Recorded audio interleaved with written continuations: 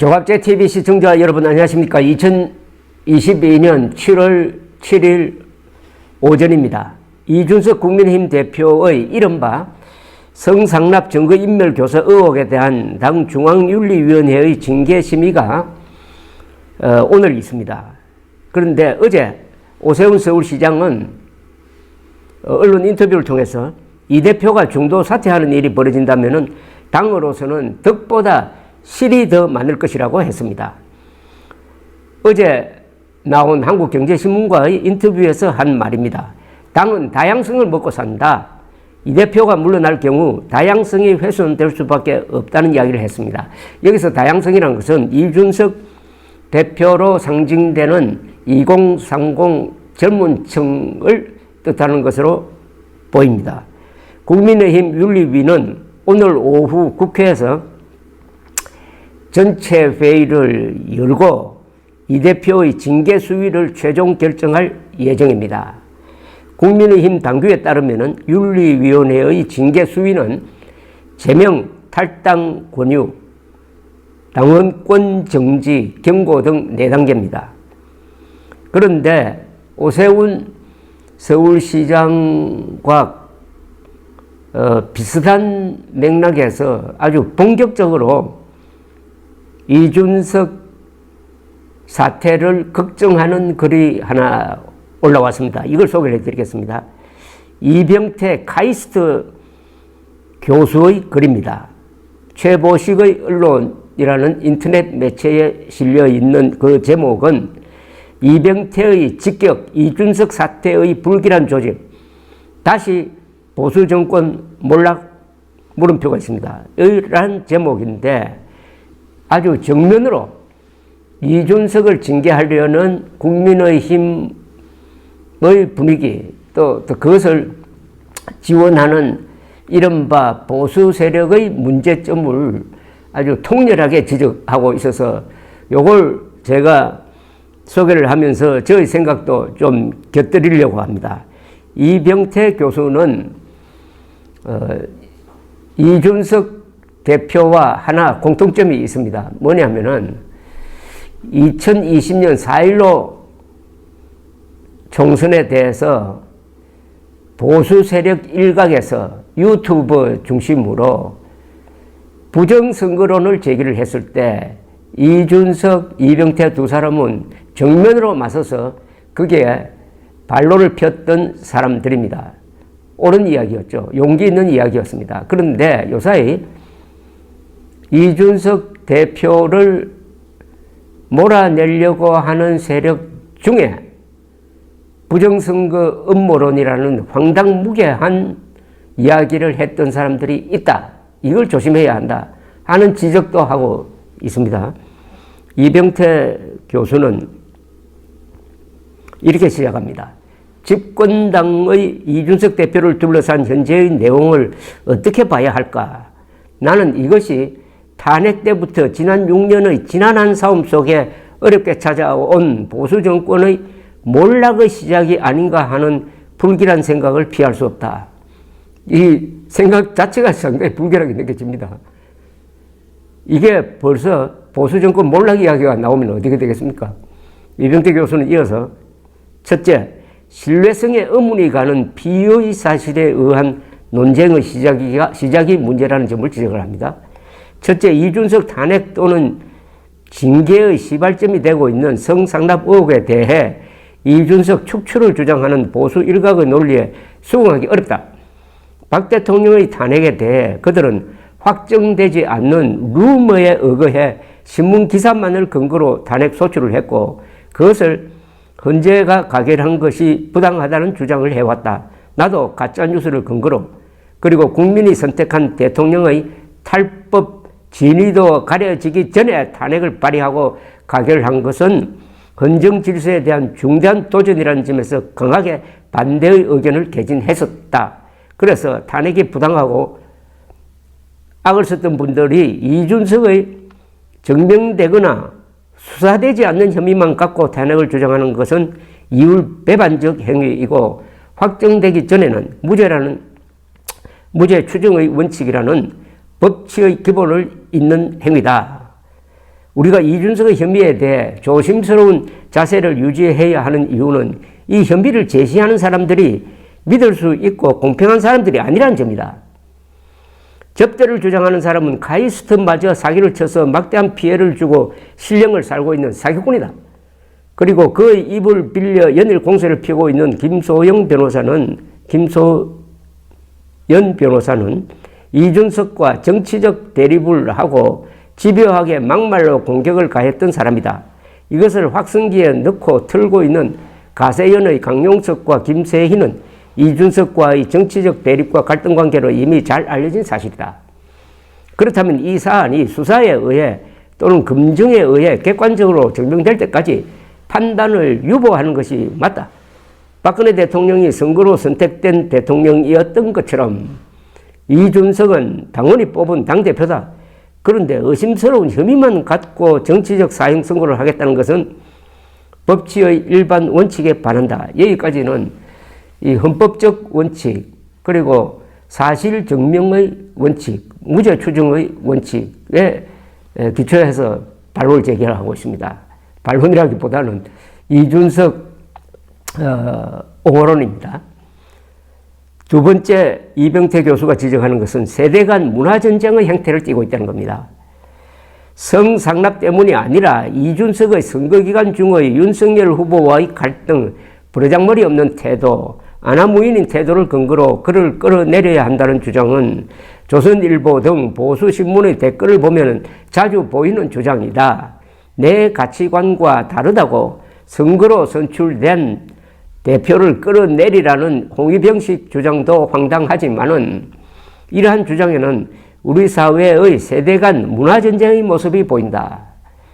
승리학적 세계관으로 토론 중에 너 나이가 몇이야? 머리에 피도 안 마른 놈이 하는 그 나이가 벼슬인 가치관이다. 이들은 이준석의 당선 직후부터 그 나이에 뭘 알겠느냐는 을라 나이만으로도 이준석을 못마땅해 한다.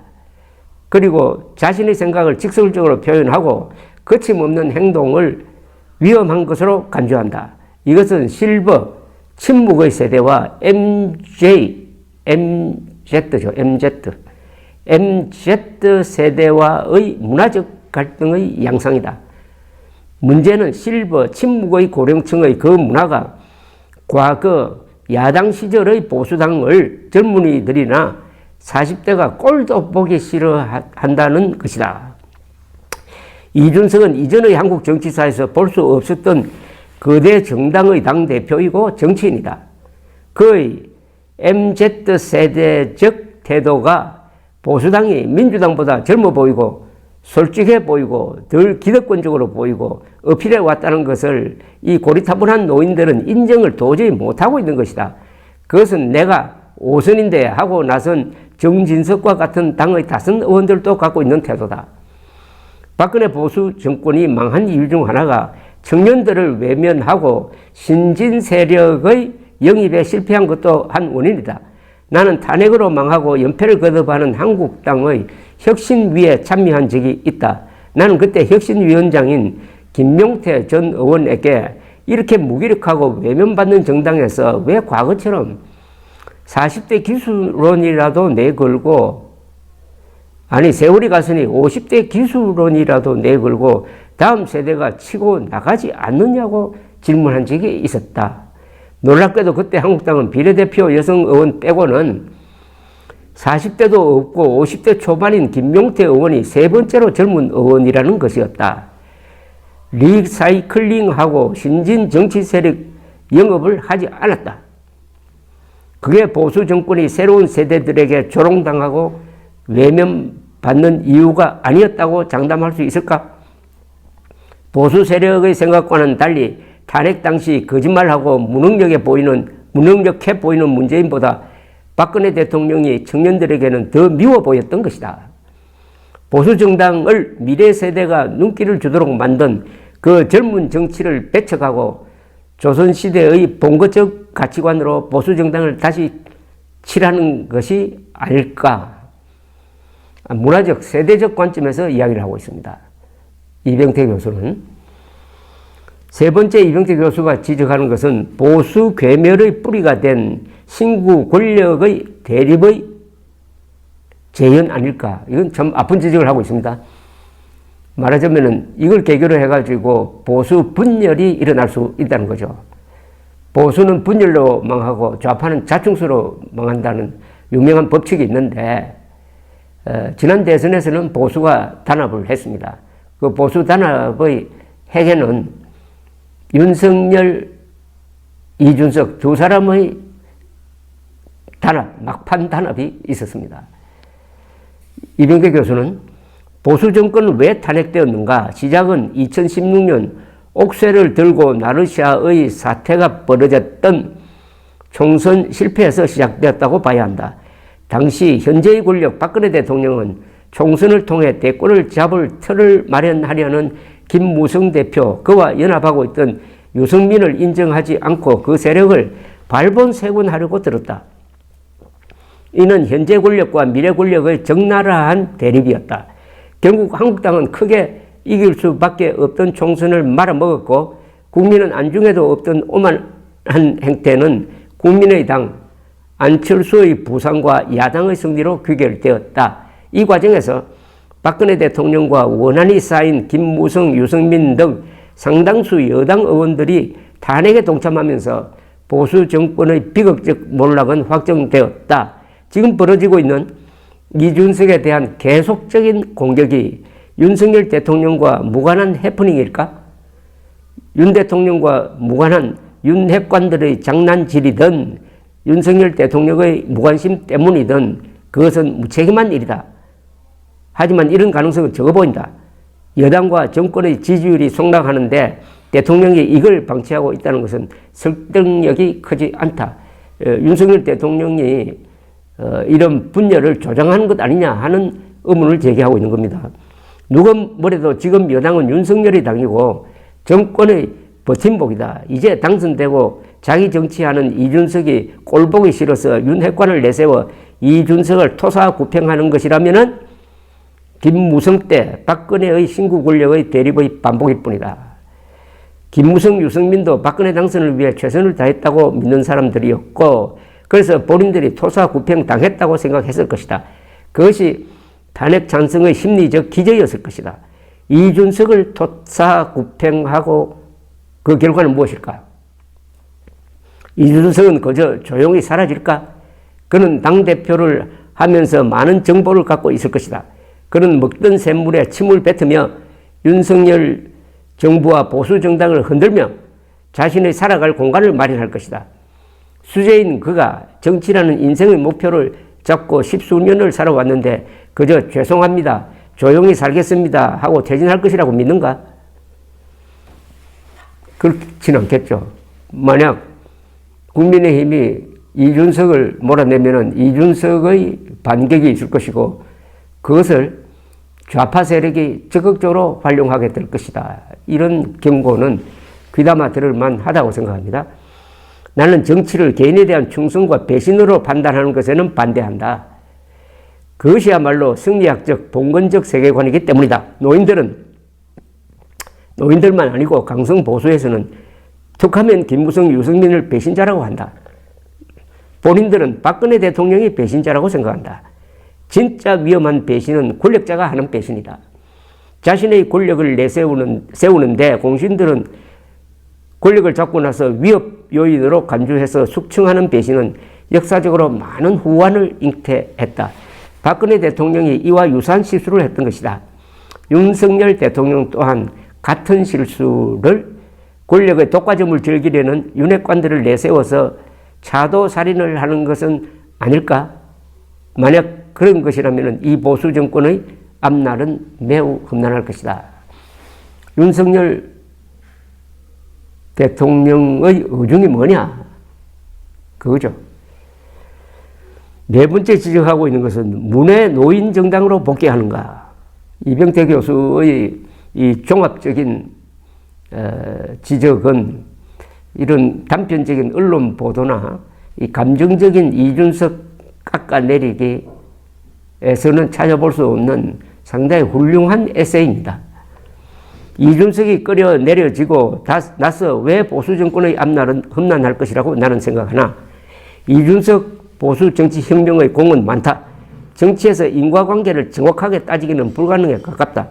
그는 지난 서울 부산시장 보선에서 압승하여 윤석열 대통령이 국민의힘에 입당하게 만들었다.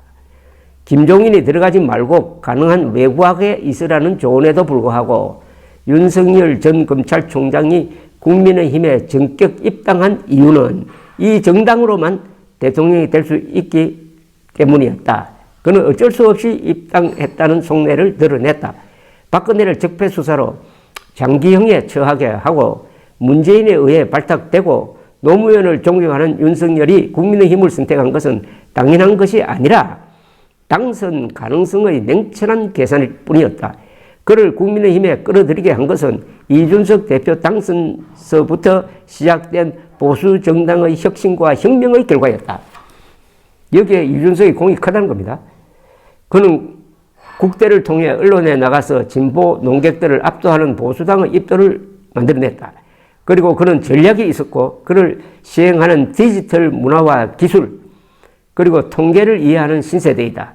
그의 서진정책, 이대남을 주축으로 하는 세대 포위 전략이라는 것을 갖고 실행했다. 이전의 보수 정당, 내가 경험했던 한국당, 황교안, 홍준표 대표 시절은 전략도 전술도 없는 문해집단이었다. 이준석 대표가 전략이 있었다는 겁니다. 이 점을 간과하는 사람이 많죠. 이제 이준석을 내치고도 그 시대로 돌아가지 않는 청년들이 눈길을 주고 호남이 정오를 덜 하는 정당으로 돌아갈까?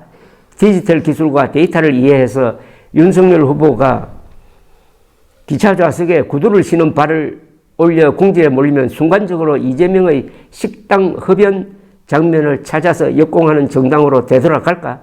어른들에게는 버르장머리 없어 보이는 화법으로 20대, 30대에게 생각을 음흉하게 감추지 않는 화끈한 정치인을 대신할 재원들은 있는가?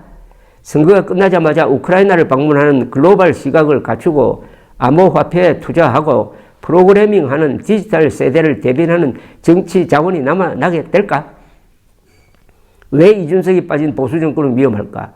신세대의 실망과 지지, 철수의 뺄셈 정치가 정권에 위협이 되는지는 너무 분명하다.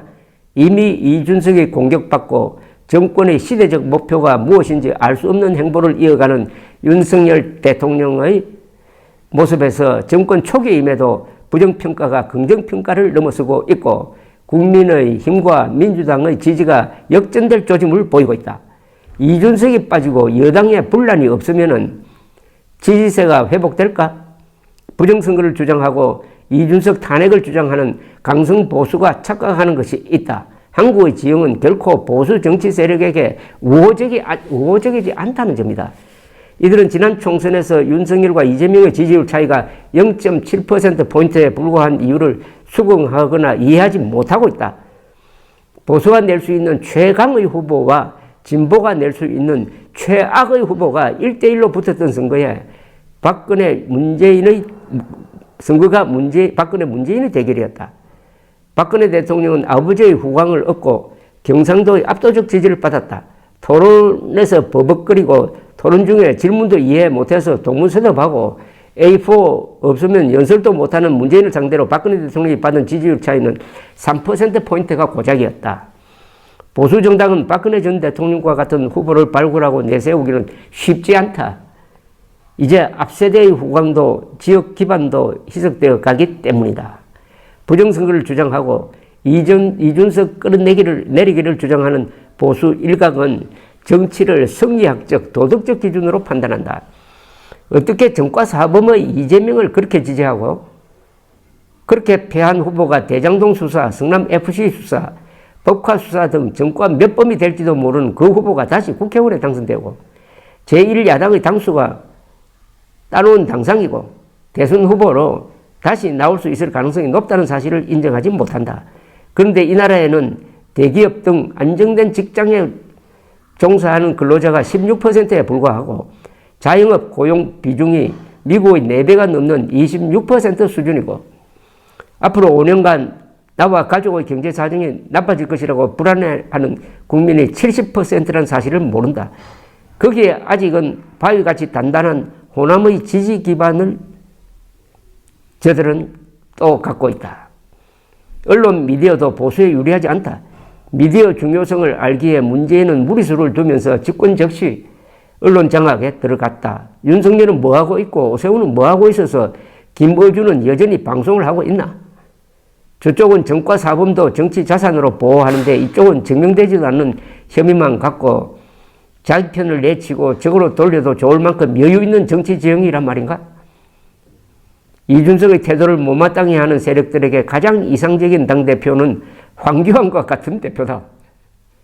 공무원이 체질화되어 적어준 말 이외에는 안 해서 실수가 없는 사람, 예절이 바른 사람, 신앙심까지 깊다고 하는 흠이 적은 대표. 그 대표 시절 한국당, 통합당은 문외정당이었고 대표는 아무런 승리의 전략도 전술도 없었다.